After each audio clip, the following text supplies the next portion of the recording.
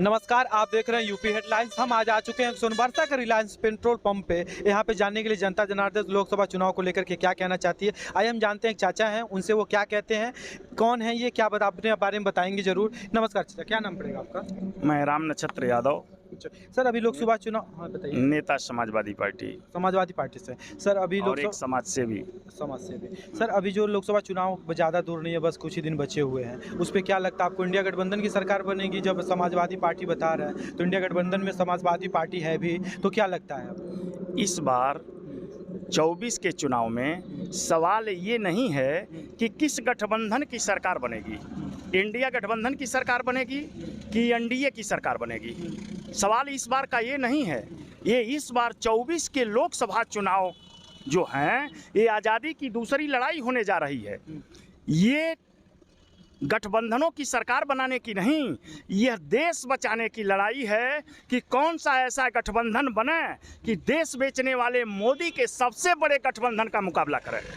हाँ, मोदी अकेले नहीं हैं, जबकि उनका भाषण आप सुने होंगे, वो कहते हैं कि अकेला मोदी। अकेले मोदी नहीं हैं, उनके साथ 40 दल हैं। अल्ली बाबा 40 चोर, वो 40 दलों के गठबंधन के साथ हैं और दूसरे के गठबंधन पर प्रहार करते हैं कि इन लोगों ने मुझे हराने के लिए गठबंधन किया है। और मोदी जी, इंडिया और एनडीए में फर्क। आपसे एक क्वेश्चन ये था कि जिस तरह से इंडिया बीजेपी गवर्नमेंट है, इसका एजेंडा ये था, अभी 9-10 साल हो चुके हैं कि हम आएंगे तो राम मंदिर और 370 हटा देंगे, और राम मंदिर भी बन गई और ऊपर से उद्घाटन 22 जनवरी को होने वाला है, और आपका इंडिया 370 भी सुप्रीम कोर्ट ने उसको फाइनल डिसीजन दे दिया। तो आपको क्या लगता है इंडिया गठबंधन की क्या एजेंडा रहेगा 2024 को चुनाव को लेकर के? इनका भी कुछ तो एजेंडा होगा ना कि हम ये करेंगे। सवाल आपका बहुत बेहतर है, मुझे जवाब देने में आनंद आएगा। बताइए। जब मोदी जी 2014 में लोकसभा का चुनाव लड़ने के लिए आगे आए और बतौर प्रधानमंत्री घोषित किए गए, उस समय उन्होंने भाषण दिया था। वो सारे भाषण मुझे याद हैं। वो भाषण दिए थे कि हर गरीब के खाते में हम काला धन लाएंगे और काला धन ला करके हर गरीबों के खाते में 15 लाख रुपए भेजवाएंगे। हर गरीब आदमी। ऐसा उनका कोई स्टेटमेंट नहीं था सर? स्टेटमेंट मंचों पर था, भाषणों में था। और क्या किए थे सब सुन लीजिए। एक वर्ष में भाई बहनों 2 करोड़ नौजवानों को नौकरी दूंगा। एक वर्ष में कई करोड़ नौजवानों का रोजगार उन्होंने छीना है। उन्होंने कहा था कि बुलेट ट्रेन भारत में दौड़ेंगी। एक भी बुलेट ट्रेन आज तक नहीं बनी। 5 साल में बनाने की बात थी, 10 साल हो गया। स्मार्ट सिटी बनेगी। मेक इन इंडिया के तहत जो वंदे भारत एक्सप्रेसवे जो बना, इसके बारे में क्या कहेंगे? मेक इन इंडिया, इससे पहले बहुत सारे एक्सप्रेसवे। ये तो पूरा 100% स्वदेशी तो है। 100% स्वदेशी नहीं है। 100% स्वदेशी तो ये काम नहीं कर रहे हैं। इनका तो सारा काम विदेशी है। सारे पार्ट खरीद रहे हैं, सारी जहाज खरीद रहे हैं, सारे हथियार खरीद रहे हैं, विदेशी कंपनियों को ठेका दे रहे हैं। अभी सरदार पटेल की मूर्ति बनाने का ठेका अपने दुश्मन को दे दिया, जिसने अभी गलवान घाटी में हमारी सैकड़ों किलोमीटर जमीन कब्जा करके सैकड़ों गांव बसा दिया। उसको पटेल जी की मूर्ति बनाने का ठेका इन्होंने दे दिया। और ग्लोबल टाइम के एक पत्रकार, चाइना का बूढ़ा पत्रकार, ने खुलासा किया कि 3000 करोड़ में ठेका दिया गया था चाइना को वह मूर्ति बनाने के लिए, और वो मूर्ति 320 करोड़ में बन गई। और बीच के सारे पैसे चीन के राष्ट्रपति जिनपिंग और भारत के प्रधानमंत्री मोदी जी के बिचौलिए खाए। लेकिन सर इंडिया गठबंधन की क्या एजेंडा है सर? ये तो इंडिया गठबंधन का एजेंडा बता रहा हूँ। इंडिया गठबंधन का एजेंडा ये है कि देश के अंदर बढ़ती हुई बेरोजगारी को दूर करना और फिर से निजीकरण को समाप्त करके युवाओं को सरकारी नौकरी देना। ऐसा किसने बोला? देश के राहुल बोले, अखिलेश बोले। अखिलेश के सरकार में आपने देखा नहीं कि लगातार भर्तियां होती रहीं? लगातार भर्तियां होती नहीं। जोगी जी की सरकार में आपने नहीं देखा कि लगातार भर्ती हुए लोगों की नौकरी छीनी गई? शिक्षा मित्र शिक्षक बनाए गए थे, उनको भी बेरोजगार बना दिया गया। तो ये रोजगार देने आए थे और सभी को बेरोजगार बना करके रख दिया था। सर अभी जो संसद के जब नोटबंदी मोदी जी ने किया था, वो मोदी जी की बहुत बड़ी भूल थी। मुझे लगता है कि मोदी जी अर्थशास्त्र नहीं पढ़े हैं। वो सिर्फ आरएसएस में थे, 20 साल की ट्रेनिंग है उनकी, और उस ट्रेनिंग के आधार पर वो दंगा शास्त्र का पूरा अनुभव कर लिए हैं। हिंदू मुसलमान, मंदिर मस्जिद गिरजाघर गुरुद्वारा पटका झटका ये सब उनका मुद्दा है, समझ रहे हैं। और देश के युवाओं से कोई मतलब नहीं है। तो मोदी के सारे सैनिक अड्डे पाकिस्तान के उड़ा दिए गए, हमारी वायुसेना ने उड़ा दिया था। और 24 घंटे के अंदर, पूरी बात नहीं हुई, पूरी बात हो जाए। 24 घंटे के अंदर पाकिस्तान के सारे रनवे को बम मार करके हमारी वायुसेना ने खंडहर बना दिया। उसके एक भी लड़ाकू विमान आसमान का मुंह नहीं देख पाए, और उसकी 95,000 थल सेना को हमारे जवानों ने बंदी बना लिया। और वो महिला दुनिया के नक्शे को बदल कर रख दिया।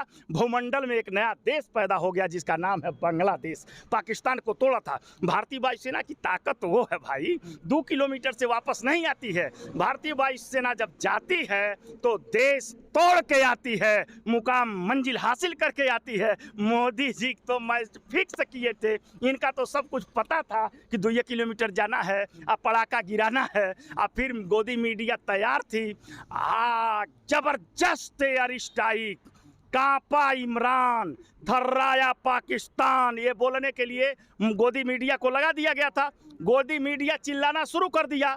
300 आतंकवादी हलाक, हाफिज सईद का साला मारा गया, अजहर मसूद का बहनोई मारा गया। रिश्तेदारी तक पता चल गई। 5 मिनट के अंदर 8 विमान भेजे गए थे। सर मुद्दा यहाँ पे ये है सर प्लीज 7 रनवे मेरी क्वेश्चन एक आसमान में ही था, तब तक टीवी गर्जने लगी। सर मेरी क्वेश्चन ये है, इंडिया गठबंधन की जो सरकार, आपने बोला कि एक है आपका हो गया कि बेरोजगारी को लेकर के हटाएंगे, दूसरी क्या है सर? बेरोजगारी, महंगाई, निजीकरण को समाप्त करना, सेना के जवानों को। सर ऐसा कहा, निजीकरण क्या हो गया है सर जी? निजीकरण क्या हो गया है सर? रेलवे बिक गया, हाँ। रोडवेज बिक गया, शिक्षा विभाग बिक गया, चिकित्सा बिक गया, बीएसएनएल बिक गया, LIC बिक गया, हवाई अड्डा बिक गया, शिप कारपोरेशन बिक गया, बंदरगाह बिक गया, रेलवे का प्लेटफार्म बिक गया, कोयले की खदान बिक गया। सर मेरा एक क्वेश्चन आपसे है, आपके हिसाब से सर सारी चीज़ें जब बिक गई हैं तो फिर जो देश के युवा हैं वो क्यों करें मुझे गवर्नमेंट जॉब चाहिए, जब उन्हें ये पता है कि हमारे जब देश के प्रधानमंत्री ने सारी चीज़ें बेच दिया है तो वो क्यों ये उम्मीद लगाए रखे पड़े हैं कि हमको गवर्नमेंट ही जॉब चाहिए? युवाओं ने एक बहुत बड़ी भूल की, इन्हें पहचानने की। नेता जब चुनाव में आए तो उसके करनी और कथनी को देश के युवाओं को पहचानना चाहिए कि ये आदमी काम अच्छा कर रहा है कि नहीं। पहले ही राउंड में नौजवानों को दिख गया था कि ये आदमी देश बेच रहा है, फिर उसको दोबारा मौका दे दिया युवाओं ने। मोदी मोदी मोदी हम नहीं बोल रहे थे, नौजवान बोल रहे थे। और मोदी मोदी मोदी तो के भोगी भोगी भोगी भोगे, देश के युवा भोग रहे हैं। और अब जब सारे विभाग को उनका प्रिय मोदी बेच दिया तो अब उनके सामने बेरोजगारी एक बहुत बड़ी मुद्दा बनकर आई है और वो भुखमरी के कगार पर जा रहे हैं। देश की अर्थव्यवस्था चौपट हो गई है। 27 करोड़ असंगठित क्षेत्रों में काम करने वाले लेबर बंधुआ मजदूर बन करके एक तरह से बेकार होकर के घरों में आकर के अपने समय को पास कर रहे हैं। देश पूरी तरह से बर्बाद हो गया, हमारी अर्थव्यवस्था चरमरा करके ढह गई। पूरा देश के अंदर डीजल और पेट्रोल के सामने आप खड़े हैं ना। 30 रुपया पेट्रोल डीजल चाहिए भाई बहनों, 40 रुपया पेट्रोल चाहिए कि 100 रुपया पेट्रोल चाहिए? हमारी सरकार बनेगी तो 30 रुपया 40 रुपया डीजल और पेट्रोल बिकेगा। रामदेव जी और अन्ना कहाँ गए जरा पूछिए तो, वो दोनों कहाँ गायब हो गए? तो क्या लगता है सर इंडिया गठबंधन की सरकार में किसका चेहरा आपको दिख रहा है? इंडिया गठबंधन नेताओं का गठबंधन है और भाजपा NDA का गठबंधन दंगाइयों का, धार्मिक नफरत फैलाने वालों का गठबंधन है।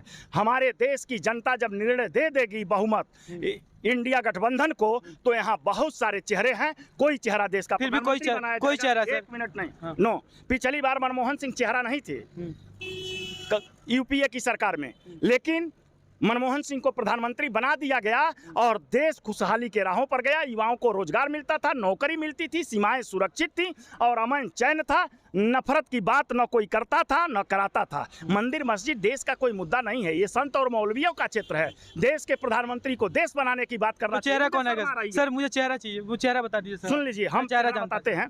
मुझे शर्म आ रही है कि भारत का प्रधानमंत्री लगातार मंदिरों का उद्घाटन कर रहे हैं, एक भी विश्वविद्यालय का उद्घाटन आदमी क्या सर? अभी स्कूल का उद्घाटन नहीं किया। इन्हें विज्ञान और टेक्नोलॉजी के क्षेत्र में भारत को आगे ले जाना चाहिए। ये आडंबर और अंधविश्वास की ओर ले जा रहे हैं। देश देश के युवाओं को ये विज्ञान की ओर ले चलें। सर 2014 से पहले, अंधविश्वास 2014 से पहले जितनी आईआईटी कॉलेज थी उससे दुगना हो गया 10 सालों में। इस पे क्या कहना वो प्राइवेट होंगे, जिनकी फीस इस देश के किसान का आदमी लड़का बहन नहीं सर कर अभी तो आपने बोला कि सारी चीजें बेच दी है, तो प्राइवेट तो भी होगा ही तो ना। प्राइवेट तो होगा ही, प्राइवेट होगा और आप पढ़ नहीं पाएंगे। ये तो इस देश के गरीबों लोगों को जो आर्थिक रूप से कमजोर है उन्हीं को शिक्षा से वंचित करने की इनकी प्लानिंग है। तो क्या लग रहा है सर, इंडिया गठबंधन में किसकी चेहरे आएंगे? इंडिया गठबंधन में बहुत सारे चेहरे हैं, बहुमत मंत्री होगा, वो लोग बैठ के चयन कर लेंगे। ठीक है, thank you so much sir.